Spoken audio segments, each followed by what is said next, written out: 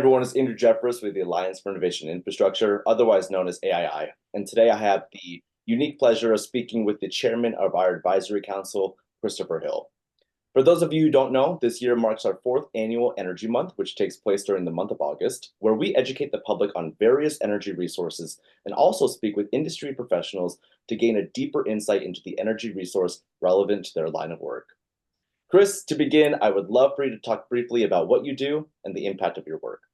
First, thanks for having me. It's a pleasure to be here, and it's a pleasure to be a part of AII.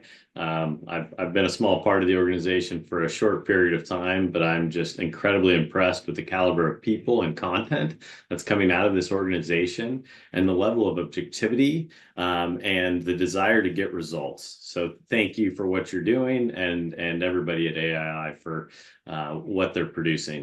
With that said, what do I do? Well, I wear a number of different hats in addition to being the chairman of the advisory council for AII. I have my own consulting business, KC Hill Consulting, one-man shop, basically supporting industry and government as we pursue carbon management solutions. Another hat that I wear is I'm an adjunct professor at Southern Methodist University here in Dallas, Texas, where I'm able to help students understand the impact and opportunities in the energy and environmental space. For me, the impact that gives me the most gratification is actually creating value for entities as well as all stakeholders involved. So I truly try to find win-win solutions, think critically about what the objectives are and how to get those results, and of course, an ethical and moral way. And in doing so, trying to be as innovative as possible. And what I like about carbon management is it's a new space. A lot of the technology has been around for some time, and it was developed in oil and gas or other industries, but we're putting it together and we're actually moving forward. And a lot of what I feel in the carbon management space is very similar to what I felt kind of early stages in the shale revolution. In that case, we were applying directional drilling and hydraulic fracturing to become a oil and gas producing powerhouse and really shape geopolitics. And we're taking it now and applying those same skill sets, the same technology, the same people, the same highly capable, skilled workforce. And now we're moving into this carbon management space, this clean energy space, and you can feel the inertia building up. You can see it happening, but we've been talking about it so long. I think some folks don't realize that it's here and it's coming quickly. And all stakeholders, whether it's industry, government, academia, communities, we really need to come together. And carbon management is a team sport. And so just being able to help bring those stakeholders together, have the right conversations, help people see and companies see other stakeholders' perspectives, and doing that as early as possible so we don't create unnecessary friction and we can really get the results we're looking for. So for those who exist outside of the conversation, I'd really like for you to explain what carbon capture is. Talk about its role in regard to our nation's energy infrastructure. A lot of terms around carbon are used interchangeably, but at the highest level, it's carbon management. And within that carbon management umbrella, you have a couple of different aspects. You have carbon capture, which can either be from a point source or directly removed from the atmosphere. And then once you capture that carbon, which is typically in the form of CO2, sometimes created anthropogenically, sometimes created naturally, then you have this logistics issue. And so then it goes into that transportation realm. So how do you get that CO2 or that carbon from where it is to where it needs to go? And that transportation can be by rail, can be by truck, can be by ship, can be by pipelines. Those are all this kind of areas of transportation that rely heavily on infrastructure and require a lot of innovation to build up the capacity to be able to achieve what we're trying to achieve and some of the goals that we've set out to do. Once you've transported it, you're really transporting it somewhere where you can either utilize that CO2 in some capacity, like convert CO2 into a fuel, convert that CO2 or that carbon source into a building material, plastics, chemicals, or you're trying to store it in a manner that that CO2 or that carbon can't make it to our atmosphere. And there's a number of different ways that you can do that as well. And the most popular is geological sequestration. And so you can use that CO2 actually to energize existing oil and gas formations and help produce more oil and gas resources, which is called enhanced oil recovery. Or you can find a reservoir deep in the subsurface where you can inject that CO2 and store that permanently from a geological sequestration perspective. Can you talk a little bit about some notable innovations that have helped pilot carbon management? Notable innovations, a lot of the innovations that are applying to carbon management, the technology has been around for a while, at least from a carbon capture standpoint, and using absorption to capture that CO2 and remove it from flue gas from other point sources. In some cases, you don't even need very sophisticated technology from a carbon capture standpoint. For instance, if you're capturing CO2 from an ethanol plant, that fermentation process actually creates relatively pure CO2. And so you just have to dehydrate it, remove that water prior to compression and putting it into a pipeline from. So the technology ranges, but a lot of what we're seeing is it's just the application of technology. So the drilling of a sequestration well, that has been around, the EPA's underground injection control program has been around for decades. It's designed to protect underground sources of drinking water. And so the technology and the safeguards have been around, and it's really, we're talking about the application to carbon management. Now, there is instances where the technology innovation is required. For instance, direct air capture. You're seeing a lot of innovation, a lot of new technologies about how to efficiently, effectively, and economically pull that CO2 directly from the atmosphere. It's just kind of interesting to see the whole ecosystem shaping up, how the old technologies are being applied to carbon management and how some new technologies are coming into the fold. And a lot of it, what I'm seeing is it's a need for understanding and an acceptance of technology and talking across or with all stakeholders to understand the risks and be completely transparent and open about those risks and compare those risks relative to other applications or situations to help move the needle forward. Bearing those risks in mind, what would you say the challenges are when it comes to carbon capture? In my opinion, one of the greatest challenges is infrastructure. I don't think these challenges are unique to carbon management. I think building infrastructure out across the United States to achieve progress and to achieve our goals, whether it's a CO2 pipeline or a natural gas pipeline, or to build out our grid and create more resilience within our grid. There's this need to have a conversation around land rights and personal rights and your ability to control what's yours and your property versus what society needs, what your country needs. And there's not a perfect answer, and it takes a lot of really good discussions, and you have to build trust to get to that right answer.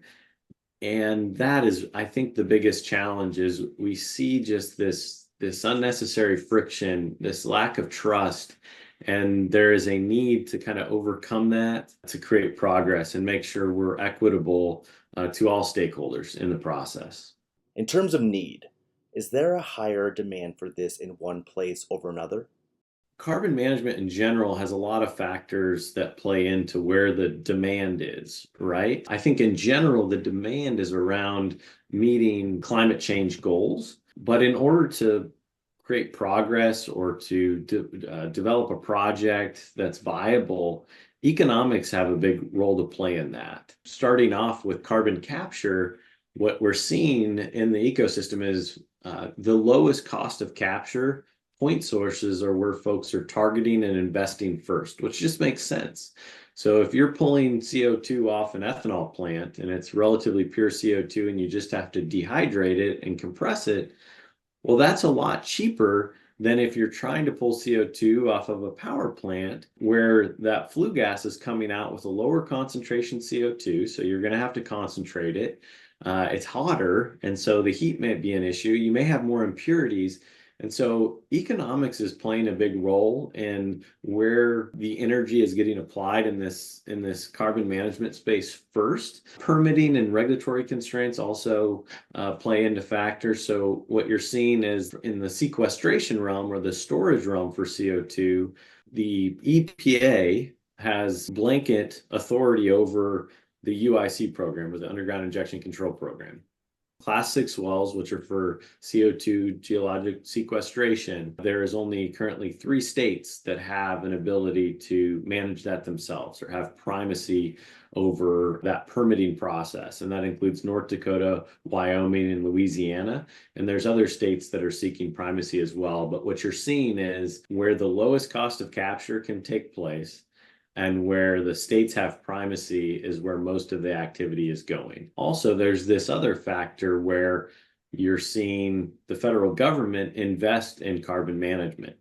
And when I say invest, the bipartisan infrastructure law and the Inflation Reduction Act had a substantial amount of capital that the federal government was willing to put at risk to help projects move forward, make these projects easier to invest in and to help de-risk them. And they're doing an amazing job doing that. It's a very complex ecosystem, a lot of different stakeholders, but you're seeing the projects that the Department of Energy has looked at and has selected and awarded and is willing to put some capital into to help the economics to get some of these projects de-risked so banks feel more comfortable and private equity firms feel more comfortable around investing in them. It, I believe, is going to work, and I believe the Department of Energy is doing an amazing job executing that.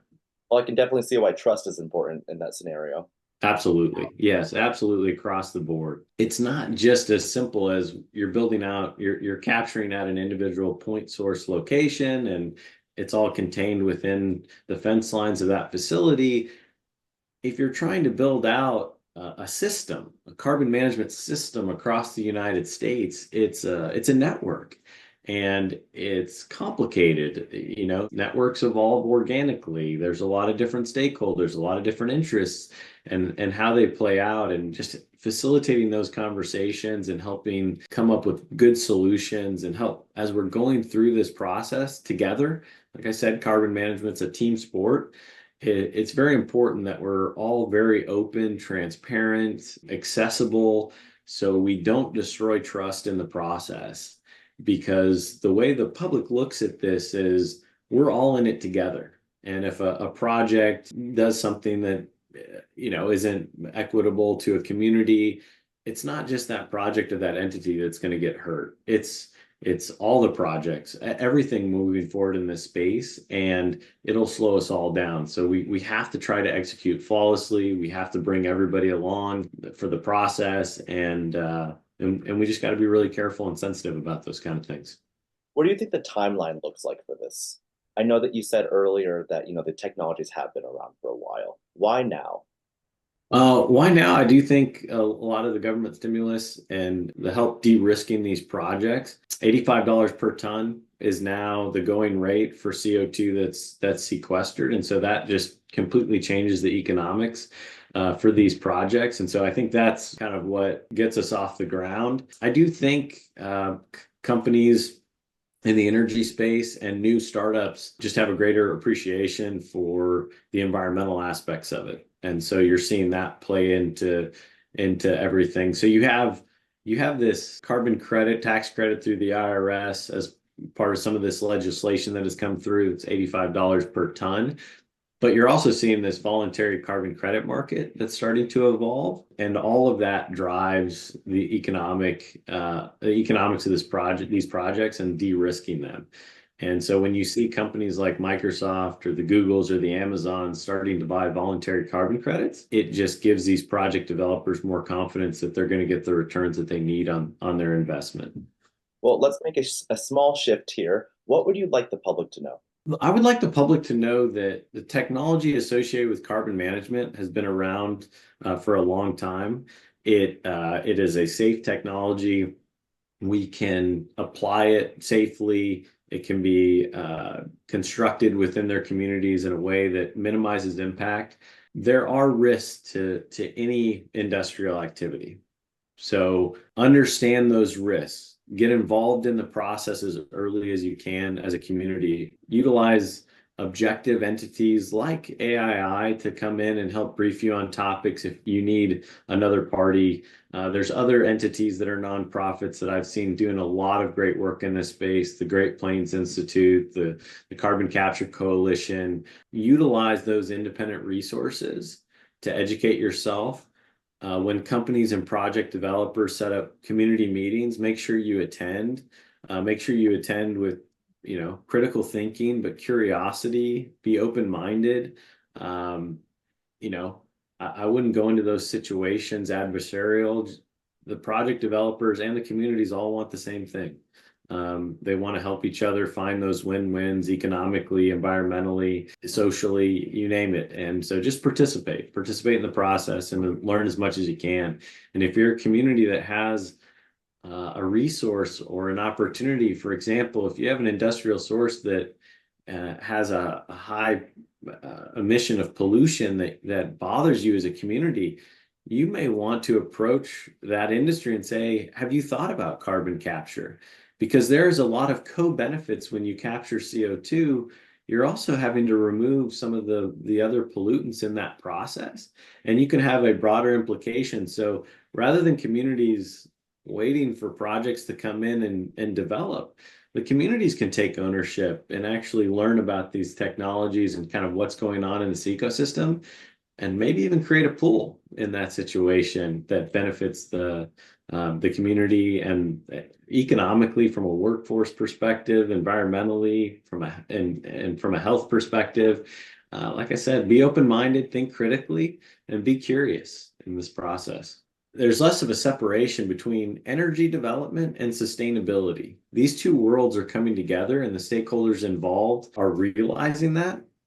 And so when we talk about clean energy, we're not just talking about the renewable energy sources like we used to, although those are important as well. But we're seeing kind of the oil and gas industry, the coal industry, and everybody kind of coming together in this clean energy space and innovating to get the results that we all desire.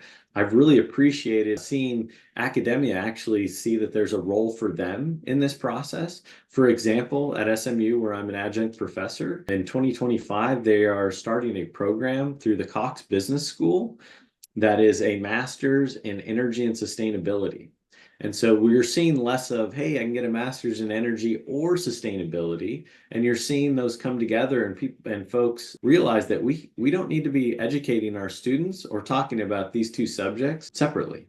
They are one and of the same. And talking about them separately or thinking about them as separate things might be the problem. All of us should be thinking critically about, like, what results do we want to achieve? And how do we achieve them in an ethical, moral way, equitable way, of course. But let's not shut off that critical thinking. Let's not shut off that curiosity at the get-go, right? Or ever. What are my blind spots? What am I not taking a look at better? And how can I reevaluate the best practices that we already have? If Absolutely. we're working in a pattern and something is still not working or coming to fruition, what about our pattern needs to be broken? Exactly. Yeah. No, for sure. What are your key messages for policymakers and decision makers?